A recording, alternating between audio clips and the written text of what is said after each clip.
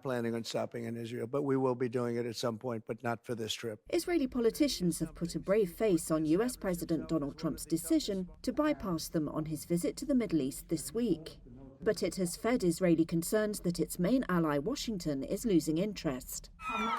US-Israeli hostage Aidan Alexander's release was secured in talks between Washington and Palestinian militant group Hamas that did not include Israel. Prime Minister Benjamin Netanyahu's office said on Sunday it was informed by the United States. Many Israelis have criticized their government over the deal, like Guy Bar-Natan in Tel Aviv. It's frustrating that, America had to do our job to get him back. And if everybody thought that Trump will take off, Israel interest, he's taking care of his own business, he's thinking of America and his own restaurants, and this is how he's supposed to do. There have been other signs. Last week, Trump announced the US would stop bombing the Iranian-backed Houthis in Yemen, just days after a Houthi missile hit Israel's main airport. And I will accept their word, and we are going to stop the bombing of the Houthis.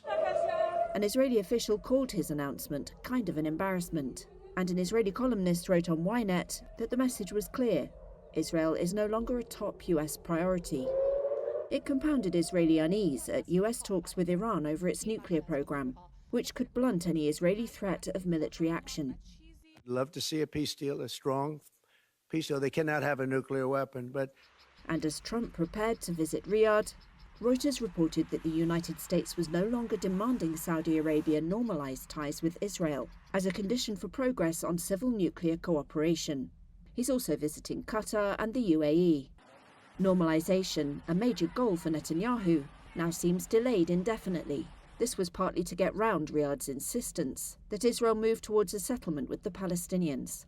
But it underlined how damaging the Gaza war has been for Israel internationally. Its military campaign there has killed more than 52,000 Palestinians, health authorities say, and laid the enclave waste.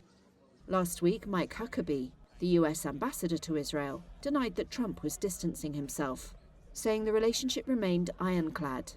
Israeli officials say official relations remained strong, including in US-Israel talks about the post-war future of Gaza. During his last administration, Trump defied world opinion by moving the US embassy to Jerusalem, which Israel regards as its capital. And he recognized Israel's annexation of the Golan Heights, which it seized in the 1967 Middle East War. But any weakening of interest from Washington, at a time when it is facing huge international pressure, would be a disastrous blow for the Jewish state, which has relied on US military and diplomatic support since its creation in 1948.